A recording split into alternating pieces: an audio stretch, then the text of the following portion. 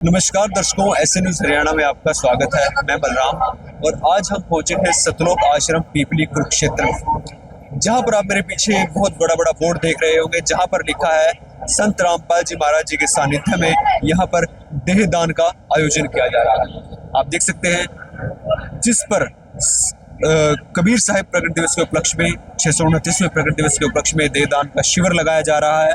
और आज 28 जून की तारीख को सतलोक आश्रम कुरुक्षेत्र के अंदर यहाँ पर यह देहदान का कैंप लगाया जा रहा है। आप मेरे पीछे देख सकते हैं, यहाँ जो महिलाओं की लाइन लगी है, जिसके अंदर आपको बूढ़े जवान सभी तरीके के लोग दिखेंगे। ये वो लोग हैं जो यहाँ पर देहदान के लिए आए। और आप देख सकते हैं यहाँ पर जो पुरुष हैं उनकी भी अलग अलग लाइनें लगी हैं। और पीछे आप देखेंगे तो यहाँ पर फॉर्म भरे जा रहे हैं, उनके फॉर्म जो लोग यहाँ पर देहदान के लिए आए। तो यहाँ पर हमारे साथ बहुत सारे लोग हैं, एक बार उनसे जानते हैं।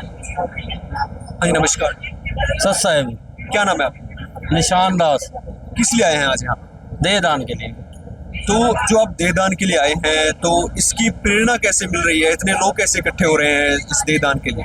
ये हमारे गुरु बंदी छोड़ जगत गुरु तत्वदर्शी संत रामपाल जी महाराज जी की प्रेरणा से सब देहदान कर रहे हैं।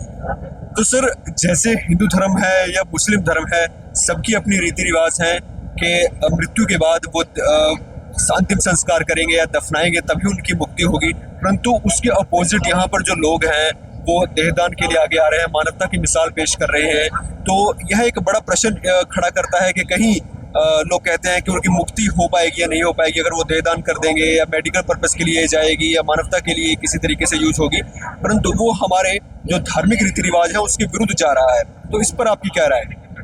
ये हमारे गुरु जी बंदी छोड़ सतगुरु रामपाल जी महाराज जी ने बताया है जी। पहली बात तो जीव हमारी जाति है, मानव धर्म हमारा हिंदू मुस्लिम सिख ईसाई धर्म नहीं कोई न्यारा। हमारे गुरु जी बताते हैं कि मुक्ति तो नाम से होएगी, किसी क्रियाक्रम से नहीं होएगी। और ये शरीर है क्या, ये तो मिट्टी है। अगर हमारे मरने के बाद ये किसी के काम आता है तो हमारे को ये मदद करनी चाहिए। ये जन कल्याण के लिए है सारा। ये हमारे गुरु जी का ज्ञान समझेंगे तब पता चलेगा जी। कुछ लोग जो हैं वो एक एज के बाद इस डिसीजन में पहुंचते हैं, और मैं यहाँ पर लाइन में देख रहा हूँ बूढ़े जवान सभी लोग यहाँ पर इकट्ठे हुए हैं। जवान लोगों को भी संत रामपाल जी महाराज ऐसी प्रेरणा दे रहे हैं कि वो भी आगे आकर पहले ही इसके अंदर रजिस्टर करवा रहे हैं। हमारे गुरुजी बंदी छोड़ सतगुरु रामपाल जी महाराज जी गुरुजी बताते हैं सत्संग में कि ये शरीर का तो पता नहीं कब चला जाए। ये तो कोई उम्र नहीं देखता, ना ये बच्चा देखता है, ना जवान देखता है, ना बूढ़ा देखता है। तो मरने के बाद ये सब मिट्टी है। ये तो अब है, इस मिट्टी के साथ जो भी आप नाम भक्ति सिमरन करके यहाँ से मुक्ति प्राप्त कर सकते हो। हमारे गुरुजी ने ऐसी प्रेरणा दी है और ऐसा ज्ञान है और ऐसा नाम है, उसी से मुक्ति होएगी जी।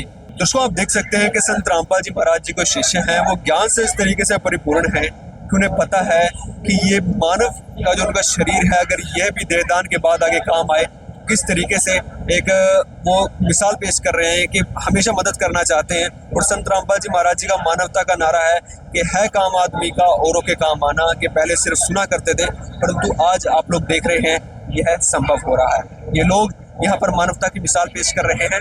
और यहाँ पर हमारे साथ कुछ और भी सेवादार मौजूद हैं, उनसे जानते हैं कि आखिर किस तरीके से यह सब मैनेज किया जा रहा है, इसके बारे में जानते हैं। आप मेरे पीछे देखेंगे कि यहाँ पर सिर्फ देहदान नहीं, ब्लड डोनेशन कैंप, रक्तदान शिविर भी लगाया गया है। और ये जो लाइन आप देख रहे हैं रक्तदान शिविर की है। तो यहाँ पर हमारे साथ कुछ सेवादार भी हैं, उनसे बात करते हैं। जी नमस्कार सर। नमस्कार जी, सत साहेब। तो सर, मैं देख रहा हूँ कि जो यहाँ पर संत रामपाल जी महाराज जी ने के सानिध्य के अंदर कबीर साहिब प्रकट दिवस के उपलक्ष्य में जो यहाँ पर देहदान का कैंप लगाया गया है, शिविर लगाया गया है, इसके अंदर इतने सारे लोग एकत्रित हो रहे हैं। आखिर यह सब कैसे संभव हो पा रहा है कि लोग जो हैं वो हर चीज में बढ़ चढ़ कर आगे आ रहे हैं?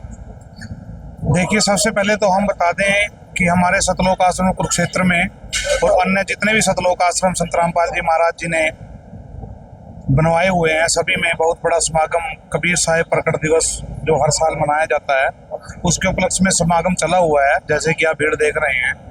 और हर समागम पर जो हमारे भक्तजन हैं वो सामाजिक जो भी व्यवस्था होती है, जैसे ब्लड डोनेशन की व्यवस्था, दान करना, और उसमें बढ़ चढ़कर भाग लेते हैं। तो हर बार कैंप लगाए जाते हैं। अब की बार भी हमने ब्लड डोनेशन का कैंप लगाया हुआ है, सामने आप पढ़ सकते हैं। ये ब्लड डोनेशन कैंप है, इधर ये देहदान शिविर लगाया हुआ है। तो देहदान के लिए अलग से फार्म भरे जा रहे हैं भक्तों के, इधर ब्लड डोनेशन के फार्म भरे जा रहे हैं। तो मैं जानना चाहूंगा कि आखिर संत रामपाल जी महाराज क्या ज्ञान दे रहे हैं कि लोग जो है वो अपना शरीर जो है वो जाने के बाद भी मानवता के लिए छोड़कर जा रहे हैं, मेडिकल पर्पस के लिए छोड़ के जा रहे हैं। देखिए, ज्ञान आधार से इन भक्तों को इतना ज्ञान हो चुका है कि मरने के उपरांत मनुष्य को कहाँ पर जाना है, वो धार्मिकता के हिसाब से है कि हाँ हमारी आत्मा कहाँ पर जाएगी, किस लोक में जाएगी, उसको संलोक बोलते हैं। लेकिन यहाँ का जो मानव कल्याण के लिए भी संत रामपाल जी महाराज कदम कदम पर हमारे सामाजिक भाइयों के साथ खड़े हैं। जैसा अभी आप देख भी रहे हैं हरियाणा का क्या माहौल है, बाढ़ के लिए पाइप वगैरह देना। तो इन भक्तों को पता है कि ये जो शरीर है ये यहाँ सेवा में भी लगाते हैं और मरने के उपरांत भी ये शरीर मिट्टी है, घर वाले उठाएंगे फूंक देंगे। जैसे मुसलमानों में मोमडम में होता है कि उनको दबा दिया जाता है या हमारे यहाँ संस्कार कर दिया जाता है। लेकिन मरने के उपरांत जब आत्मा चली जाती है तो उपरांत ये शरीर जो है मानव कल्याण के लिए, डॉक्टरों की रिसर्च के लिए या किसी भी अपाहिज व्यक्ति के लिए, आंखें होगी, हमारा हार्ट हो गया या किडनी होगी, जो भी ऑर्गन है हमारे शरीर के, वो किसी ना किसी भाई के काम आ सके, इसलिए ये लोग बढ़ चढ़कर सामाजिक तौर पे भी अपना जो है सेवा भाव से ये चीज अपना करते हैं। सर, जहाँ पर जैसा आपने बताया कि मरने के बाद जो है शरीर जो है वो जिस भी जैसी भक्ति करता है उस तरीके से उस लोक में चला जाता है, तो मैं ये जानना चाहूँगा कि इसके ऊपर एक बड़ा सवाल उठता है कि जो हिंदू धर्म है या मुस्लिम धर्म है, जिसमें जैसे हिंदू धर्म है मेन, उसमें ये बनाया गया है कि पहले अंतिम संस्कार होगा, फिर उसकी जो राख है या जो उसके जो फूल हैं उनको गंगा में बहाएंगे तभी मुक्ति होगी। तो ये सब कुछ क्या अभी तक हमें गलत पढ़ाया जा रहा था? देखिए, जिस लोक की हम बात कर रहे हैं उसके लिए हमें प्रॉपर सतगुरुदेव जी संत रामपाल जी महाराज के ज्ञान को समझना पड़ेगा और पूरी फाउंडेशन उसकी समझनी पड़ेगी। हम कहाँ से आए हैं, कैसी भक्ति कर रहे हैं, किस पूर्ण परमात्मा की भक्ति करनी है और फिर हमारे यहाँ जो हमारी आत्मा है वो कहाँ जाएगी। रही हिंदू और मुसलमानों की बात या ईसाइयों की बात या सिख समाज की बात, वो जो यहाँ का जो तौर तरीका है, कोई पंडों के थ्रू चलता है, कोई किसी के थ्रू चलता है, वो कृतियाँ जो हमने खुद बनाई हुई हैं वो तो मिट्टी है शरीर, उसको आप जिस भी तरीके से आप उसमें उसको जो फूंक रहे हो। वैसे तो संस्कृत बोलती है अभी हम संस्कार करते हैं, जैसे हिंदुओं में, सिखों में भी संस्कार करते हैं। लेकिन कुल मिला के बात यह है कि शरीर कहे किसी का भी है, मरण उपरांत जब हमारी आत्मा धार्मिकता के हिसाब से, मतलब यह इस पे डिपेंड करता है कि हम पूरे जीवन में कैसी भक्ति करते हैं, उस पे डिपेंड करता है, ना कि इस पे कि मरने के बाद किस तरीके से जो शरीर है उसको दफनाया जा रहा है या संस्कार। बिल्कुल बिल्कुल। देखिए, भक्ति करनी पड़ेगी, भक्ति आत्मा के लिए की जाती है, आत्मा को ही पार होना होता है, शरीर यहीं रह जाता है, वो मट्टी शरीर है। अब वो किस कम्युनिटी से बिलोंग करता है वो हिसाब से उसको उठा के कोई संस्कार करेगा, कोई जल प्रवाह भी कर देते हैं, कोई दफना भी देते हैं जैसे मोमडम है। बट लेकिन दफनाने से पहले वो शरीर मट्टी है, इसके अंदर जो ऑर्गन है, मरने से पहले सामाजिक जो कार्य है, समाज के कार्यों में बढ़ चढ़कर भाग लेना, ताकि हम यहाँ रहते हुए भी किसी गरीब के काम आ सके, किसी अपाहिज के काम आ सके, तो उसके लिए भी बढ़ चढ़कर भाग लेना चाहिए। ऐसे हमारे सतगुरु देव जी कहते हैं कि भक्ति करो लेकिन अपने सामाजिक भाइयों के साथ भी कंधे से कंधा मिला के खड़ो। कोई गरीब, मजदूर, किसान, कोई भी, कोई लाचार व्यक्ति, कोई बीमार व्यक्ति, कोई परेशान नहीं रहना चाहिए। सबके साथ खड़े हैं, हर अवस्था के अंदर खड़े हैं। ठीक है सर, बहुत बहुत धन्यवाद साहब।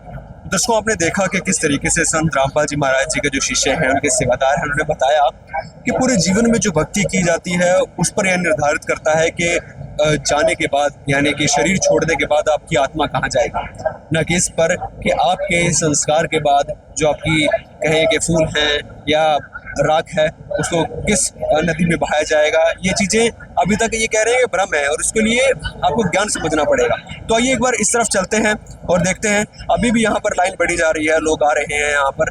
दर्शकों, इस समय हम उस जगह पर आ चुके हैं जहाँ पर देहदान के फॉर्म भरे जा रहे हैं।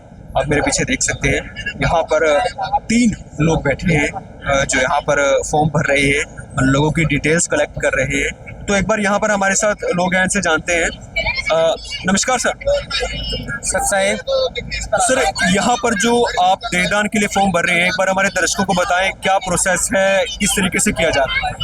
मैं आपको बताना चाहूँगा, यहाँ पर संत रामपाल जी महाराज जी की तरफ से देहदान का कैंप लगाया गया है। तो इस कैंप में संत रामपाल जी महाराज जी के जो श्रद्धालु है वो बहुत उत्साह के साथ आ रहे हैं और इस फॉर्म में उनका नाम, प्रॉपर एड्रेस, कॉन्टैक्ट नंबर, सारी चीजें फॉर्म में फिल कर रहे हैं। क्या क्या डॉक्यूमेंट्स की नीड हो रही है इसमें, किस किस चीज़ की जरूरत है? इसमें आधार कार्ड की फोटोस्टेट लग रही है और उनके मतलब जो घर के 2 सदस्य होते हैं गार्जियंस, उनके साइन भी हो रहा है। मतलब उनकी बिना अनुमति के फार्म नहीं भरे जा रहे हैं यहाँ पर, ताकि जब वो शरीर छोड़कर जाएं तो उनके जो गार्डियंस हैं या जो घर वाले हैं वो सहमत हो शरीर को ले जाने के।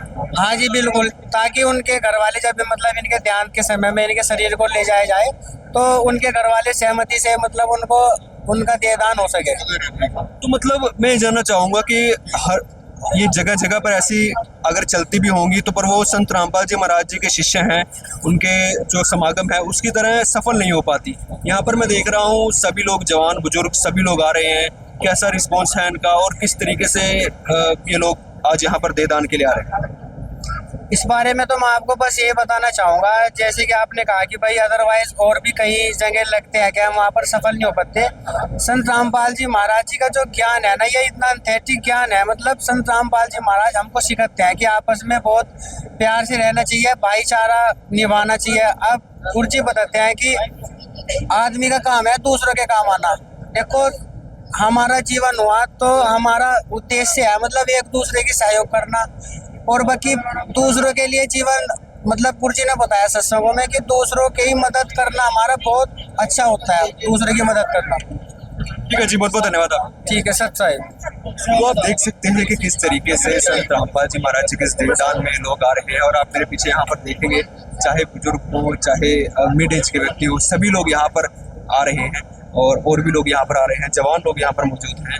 और इधर आप देखेंगे महिलाओं की तरफ, तो एक बार महिलाओं की तरफ चलते हैं और कुछ से बात करते हैं।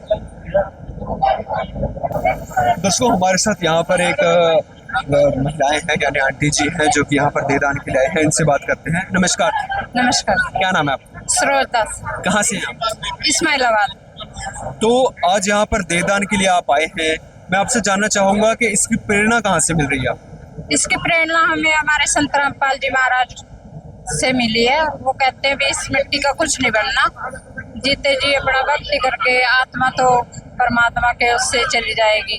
मैं सभी से यही पूछ रहा था, सभी यही कह रहे थे कि जीवन में जो भक्ति करते हैं उसी पे डिपेंड करता है कि आगे चलकर हमारी आत्मा कहाँ जाएगी, ना कि इस पर के अंतिम संस्कार के बाद हमारी जो राख है, हमारे फूल हैं, वो किस नदी में बहाए जाएंगे। वो तो देखो कोई पानी में बहा देता है, कोई कुछ करते हैं जलने के बाद, लेकिन जैसे हमारे जिंदा शरीर हम दान कर देंगे देह को तो वो किसी बच्चे जैसे आगे डॉक्टर बनते हैं, कुछ बनते हैं तो उनके काम आएगा, इसलिए हम ये प्रेरणा मिली है। तो मैं यही आपसे कंफर्म कर रहा था, उनके काम आएगा। मानवता की मिसाल पेश कर रहे हैं संत रामपाल जी महाराज और उनके शिष्य जगह जगह पर। तो जैसा भी आपने मेरे को बताया कि मनुष्य जीवन के अंदर जो मतलब मनुष्य भक्ति करता है उस पर डिपेंड करता है कि वो आगे चलकर किस लोक में जाएगा या उसको क्या योनियां प्राप्त होगी, ना कि इस पर के मरने के बाद उनकी जो राख है वो किस नदी में बहाई जाएगी, या यानी कि मरने के बाद जो सारी परंपराएं पहले होती थी अब उनकी जरूरत नहीं है। नहीं, उनकी जरूरत नहीं है। ऐसा कैसे लग रहा है आपको कि उनकी जरूरत नहीं? ये हमें मतलब हमारे महाराज जैसे सत्संग में बताते हैं, हमारे को से प्रेरणा मिलती है। अभी जैसे ये तो लोगों ने बनाए हुए पाखंड है, मतलब एक जब एक इंसान चला गया, आत्मा चली गई तो वो तो मिट्टी है, उसे जलाओ ये करो, किसी काम नहीं आएगी। अगर हम देह दान करेंगे तो वो किसी के काम आएगी। जी बहुत बहुत धन्यवाद।